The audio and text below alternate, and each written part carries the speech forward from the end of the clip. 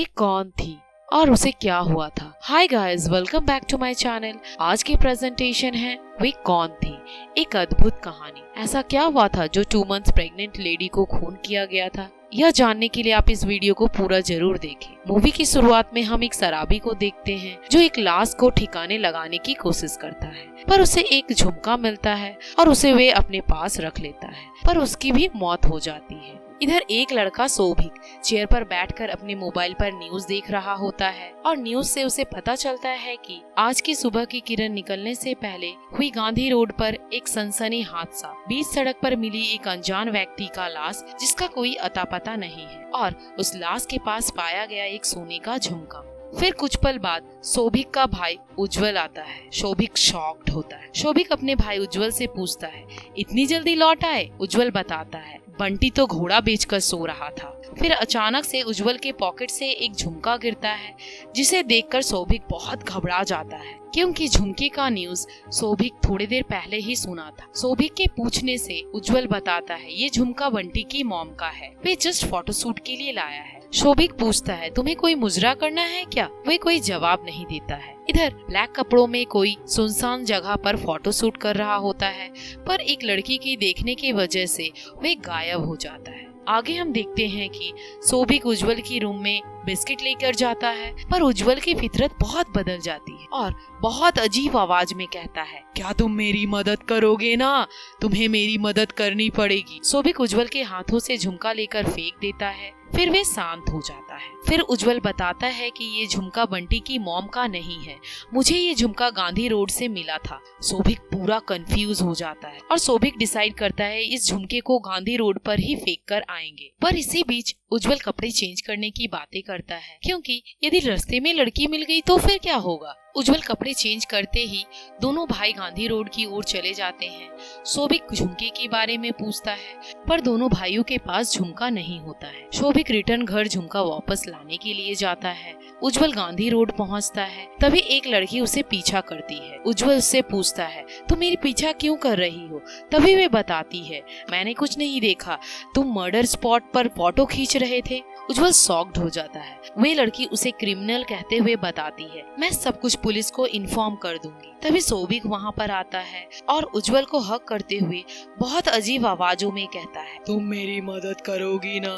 तुम्हें मेरी मदद करनी पड़ेगी, नहीं तो मेरे जैसी मौत हुई है उससे भी बुरे हाल में मैं तुम्हें मारूंगा और ये झुमका ही मेरे खूनी तक पहुंचाएगा। फिर वे शांत हो जाता है। आगे हम देखते हैं सब अपने अपने घर वापस लौट आते हैं। शोभिक अपने छोटे भाई को ढूंढते ढूंढते एक सुनसान जगह पहुंचता है और उज्जवल तभी कहता है, तुम मेरी मदद करोगे ना? ये सिचुएशन काफी डरावना होता है, पर एक्चुअली ये शोभिक का सब सपना होता है। लगभग 18 घंटा बाद शोभिक को होश आता है, पर उसे पिछली बातें कुछ भी याद नहीं होता है। उज्जवल सब कुछ शोभिक को याद दिलाता है। शोभिक इस लड़की के बारे में पूछती है। वे लड़की अपना नाम महक चौधरी बताती है और वे यह भी बताती है कि वे नॉर्थ बंगाल में रहती है और यहाँ पर क्राइम सेक्टर में पैरासाइकोलॉजिकल के ऊपर एक कोर्स करने आई है और वे बहुत पॉपुलर हॉरर प्रॉप राइटर भी है। इसी बीच उज्जवल महक से पूछता है, तुम तो कोई कोर्स के लिए यहाँ पर हो, फिर गांधी रोड पर क्या कर रही थी? कहीं तुम्हारी इस मर्डर से कोई कनेक्शन तो नहीं है? महक बताती है, ऐसा कुछ नहीं, कल मैंने तुम्हारे जैसा किसी को देखा, वे उस मर्डर स्पॉट पर कुछ पिक्चर खींच रहा था। हो ना हो उस लड़के का इस मर्डर से कुछ कनेक्शन जरूर है। इधर हम देखते हैं एक लड़का डॉक्टर अनुपमा देशपांडे को कॉल करते हुए मेघना अग्रवाल के बारे में पूछता है। इसी बीच शोभिक उज्जवल और महक को इस केस से दूर रहने के लिए कहता है और झुमका को कल पुलिस स्टेशन पर दे आएगा यह भी बताता है। तभी अचानक से कुछ गिरने की आवाज आती है। दोनों भाई महक को छोड़कर छत से नीचे जाते हैं। मौका मिलते ही मेघना की आत्मा महक के पास आती है और उसे अपनी मदद करने के लिए बताती है, पर वे सब कुछ देखकर महक बेहोश हो जाती है और उसके पास एक प्रेस्क्रिप्शन भी गिरा होता है। अब तीनों डिसाइड करते हैं कि इस केस को वे तीनों अपने आप इन्वेस्टिगेट करेंगे। अगले दिन वे तीनों झुमका और प्रेस्क्रिप्शन लेकर डॉक्टर अनुपमा से मिलने चले जाते हैं, पर शोभिक नोटिस करता है कि प्रेस्क्रिप्शन के पीछे फरहान अहमद का नाम और नंबर लिखा हुआ है। इसी बीच उज्जवल बताता है यदि आज क्लिनिक बंद हो तो फिर वे लोग डॉक्टर अनुपमा को कॉल करते हैं, तभी डॉक्टर अनुपमा बताती है कि मुझसे बात करने से ज्यादा अच्छा होगा कि मेघना के दोस्त फरहान से बात करो। और वे यह भी बताती है कि बहुत दुख हुई कि मेघना 2 मंथ्स प्रेग्नेंट थी, पर वे अब हमारे बीच नहीं रही। मेघना बहुत चालाकी से पूछती है फरहान कहाँ मिलेगा। डॉक्टर बताती है फरहान ने बताया था कि आज पेंटागन पार्क में 5 बजे मेघना के हस्बैंड राघव से मिलने वाला है। फरहान भी वहीं मिलेगा। फिर वे तीनों आपस में बातें करते हैं। फरहान यदि किलर होता तो वे इस केस को दबाता, खरोदता नहीं। और वे तीनों मेघना को जस्टिस भी दिलाना चाहते हैं क्योंकि वे प्रेग्नेंट भी थी, यानी कि 2 जान गई। और यदि मेघना को ये जानबूझकर मारा गया है कि वे प्रेग्नेंट थी, तो मेघना का हस्बैंड कितना बड़ा दरिंदा होगा। इधर मेघना के हस्बैंड को दिखाया जाता है जो मेघना का बेसब्री से इंतजार करता है, पर वे आती तो है एक इंसान बनकर नहीं बल्कि एक आत्मा बनकर। मेघना का हस्बैंड राघव चंदन का एक ब्रेसलेट पहनता है जिसे मेघना को बहुत कष्ट होता है। चाह कर भी मेघना कुछ नहीं कर पाती है। आगे हम देखते हैं कि सौभिक, उज्जवल और महक तीनों एक प्लान बनाते हैं और तीनों अपने प्लान के हिसाब से आगे बढ़ते हैं। पर अचानक से मेघना का एक कॉल आता है। वे कॉल अटेंड करने के लिए एक सुनसान जगह पर चली जाती है। सौभिक को इस लड़की पर डाउट होता है। वे तीनों 4:45 तक पेंटागन पार्क में पहुंचते हैं। फिर फरहान को कॉल करते हैं। फरहान और सौभिक एक दूसरे के फेस टू फेस होते हैं। सौभिक बताता है कि वे मेघना की वजह से यहाँ पर आया है। फरहान बहुत शॉक्ड होता है। वे कहता है ये कैसे संभव है, मेघना तो मर चुकी है। उज्जवल उनके पास आता है पर महक वहाँ से कहीं चली जाती है। फरहान को कुछ भी विश्वास नहीं होता है। सौभिक फरहान को प्रेस्क्रिप्शन दिखाने के बाद विश्वास करता है कि मेघना की झुमके की वजह से वे वहाँ तक पहुँचा है। फरहान से बहुत रिक्वेस्ट करने के बाद वे सब सच बताता है। वे कहता है कि मैं एक स्मॉल विलेज से बिलोंग करता हूँ। मेरे पापा ने बहुत कष्ट से इस शहर में एक बड़े कॉलेज में पढ़ाने के लिए भेजा है, पर खर्च काफी ज्यादा थी, इसलिए मैंने एक कैफे में पार्ट टाइम जॉब करने लगा। इसी बीच मेरी मेघना से मुलाकात हुई। हम दोनों धीरे धीरे घुलने मिलने लगे। हम एक दूसरे को पसंद भी करने लगे। पर एक दिन राघव अचानक से हमारे बीच आ जाता है और कहता है कि सोनी की चिड़िया कितनी भी क्यों ना फड़फड़ाने की कोशिश करे, रहना उसे राजघराने के पिंजरे में ही पड़ता है। उस दिन मुझे कुछ डाउट हुआ था, पर मैंने कभी भी मेघना से कुछ भी नहीं पूछा। 14 फरवरी वैलेंटाइन डे के दिन मैं मेघना को प्रपोज करने ही वाला था। अचानक से मेघना और उसके बहुत सारे फ्रेंड्स कैफे के सामने आते हैं। फिर राघव भी वहां पहुंचता है और अनाउंस करता है कि मैं और मेघना शादी करने वाले हैं, और साथ ही साथ यह भी बताता है कि मेघना के डैड और मेरे डैड बिजनेस पार्टनर हैं और हम एक दूसरे को प्यार भी करते हैं। 21 फरवरी को हमारी एंगेजमेंट है और उसी दिन हमारी शादी की डेट अनाउंस की जाएगी। मेरी मन की बातें मन ही में रह गई। मैं बहुत टूट गया था। फिर कुछ दिन बाद पता चलता है कि वे अपनी शादी के बाद घर पर बैठकर आगे की पढ़ाई कंटिन्यू करेगी। इधर राघव को किसी का कॉल आता है और वे मिलकर मेघना के मरने की आखिरी सबूत को मिटाने की बातें करता है। सौभिक फरहान से पूछता है क्या तुम फिर कभी मेघना से नहीं मिले थे। फरहान बताता है कि वे दोनों इसी पार्क में मिले थे मेघना के मरने के 2 घंटे पहले। तभी फरहान को पता चलता है कि मेघना ने उसे धोखा नहीं दिया है। मेघना फरहान से कन्फेस करती है कि मैं रियली तुमसे प्यार करती थी, मैंने डर से तुम्हें कुछ नहीं बताया क्योंकि मेरे पापा के लिए मैं तो एक इन्वेस्टमेंट थी। उन्हें मेरी शादी अपने बिजनेस पार्टनर के बेटे राघव अग्रवाल से जो कराना था, और इसलिए राघव मेरे पर नजर रखता था। मेघना यह भी बताती है कि उसे चंदन से एलर्जी है, पर राघव चंदन का ब्रेसलेट पहनता है जिससे उसे घुटन सा होता है। जो अपनी पत्नी के लिए एक ब्रेसलेट नहीं उतारता है वह उसे खुश कैसे रखेगा।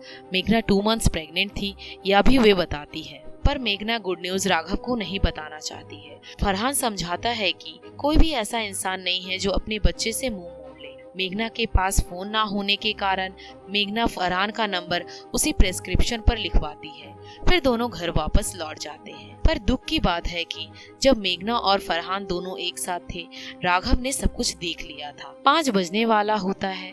फरहान, सौभिक, उज्जवल तीनों राघव से मिलने ही जाने वाले होते हैं। सौभिक उज्जवल से एक झुमका मांगता है, पर उज्जवल के पास से झुमका नहीं एक नोट मिलता है जिसमें लिखा होता है, मुझे गलत मत समझना, मैं जो भी कर रही हूँ वो अच्छे के लिए कर रही हूँ, तुम जल्द से नॉर्थ ग्राउंड में आ जाओ। ये नोट महक लिखती है। सौभिक को महक पर बहुत गुस्सा आता है, पर फरहान के समझाने पर वे तीनों नॉर्थ ग्राउंड भी जाते हैं। इधर महक बहुत हिम्मत करके राघव से मिलने के लिए पहुंचती है। राघव ने डील किया था कि महक मेघना का झुमका देगी और इन रिटर्न राघव महक को मेघना के इंश्योरेंस का पैसा देगा। राघव झुमका तो ले लेता है, पर महक जब कहती है तुम मेरे से चीटिंग मत करना, राघव बहुत भड़क जाता है। इसी बीच महक कहती है कि इसलिए तुमने मेघना को जान से मार दिया। राघव कहता है मैं जालिम जरूर हूँ पर धोखेबाज नहीं। धोखेबाज तो वे थी मेघना। महक कहती है इसलिए तुमने इतनी बेरहमी से उसे मार दिया था। और चालाकी से महक मोबाइल का रिकॉर्डर ऑन कर लेती है। राघव और भी गुस्सा हो जाता है जब महक बताती है तुम तो मेघना जैसे लड़की के लायक ही नहीं हो। इधर सौभिक, फरहान और उज्जवल जल्द से जल्द महक के पास पहुंचने की कोशिश करते हैं। राघव आंख से बबूला होकर कहता है मैं बताता हूँ मेघना की मौत कैसे हुई थी। शादी के 1 साल हो गए थे, लेकिन कभी भी उसने मेरी तरफ मुड़ के भी नहीं देखा था। हम एक साथ सोते भी नहीं थे जब तक मैं उसके साथ जबरदस्ती नहीं करता। एक दिन तो मैंने फरहान और मेघना को एक पार्क में अपनी आंखों से देखा। मैं वहीं था पर उन दोनों ने नहीं देखा। और उसी रात मेघना को एक खुशखबरी देनी थी। वे बताती है कि वे मेरे बच्चे की माँ बनने वाली है, पर ऐसा कुछ नहीं था। वे जरूर फरहान के साथ मुंह काला करके आई थी और वे घर छोड़कर जाने वाली थी। उसी समय मैंने एक फ्लावर वास से उसे जोर से मारा और उसकी कहानी खत्म हो गई। ये सब बातें रिकॉर्डिंग हो रही थी। राघव को पता था कि उसके पास रक्षा कवच है, उसके चंदन का ब्रेसलेट, इसलिए राघव बचता रहता था। पर राघव को पता चलता है कि महक रिकॉर्डिंग कर रही है। वे उसे मारने की कोशिश करता है। अचानक से फरहान, सौभिक और उज्जवल पहुंच जाते हैं। महक के साथ हाथापाई करने के समय राघव का चंदन का ब्रेसलेट टूट जाता है। मेघना महक में समा जाती है, फिर उसे छोड़ देती है। इधर राघव बहुत बार माफी मांगता है, पर मेघना उसे माफ नहीं करती और कहती है कि तुम्हारे अंत का समय आ गया है, क्योंकि तुमने अपने बच्चे को भी नहीं छोड़ा है। उसी समय दूसरी ओर से ट्रेन आता है। उसी ट्रेन से धक्का लगकर राघव मारा जाता है। आगे हम देखते हैं कि फरहान मेघना से सॉरी कहता है।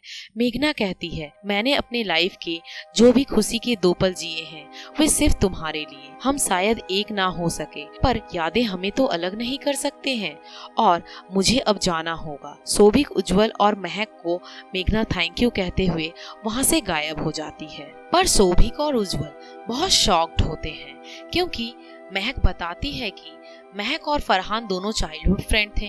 फरहान अपनी सारी फीलिंग शेयर करता था फ्रॉम स्टार्टिंग टू एंड, यानी कि बचपना से लेकर मेघना के मौत तक। इसलिए महक डिसाइड करती है कि वे मेघना को जरूर न्याय दिलवाएगी। प्लान के हिसाब से फरहान और महक दोनों अलग अलग तरीकों से इस केस को इन्वेस्टिगेट करने में लग जाते हैं और फाइनली सक्सेस होते हैं। फरहान पूछता है क्या अभी भी आप लोग हमसे नाराज रहेंगे? उज्जवल कहता है अपनों से नाराजगी कैसी? महक सौभिक को अपना ब्रो मानती है और उज्जवल को अपना फ्रेंड। फरहान भी वे सबके फ्रेंड बन जाते हैं। वे चारों में अब मेल हो जाती है और कहानी यहीं समाप्त हो जाती है। Thank you for watching. आप सबको ये वीडियो कैसी लगी हो आप प्लीज मेरे कमेंट बॉक्स में जरूर बताएं। Love you, bye.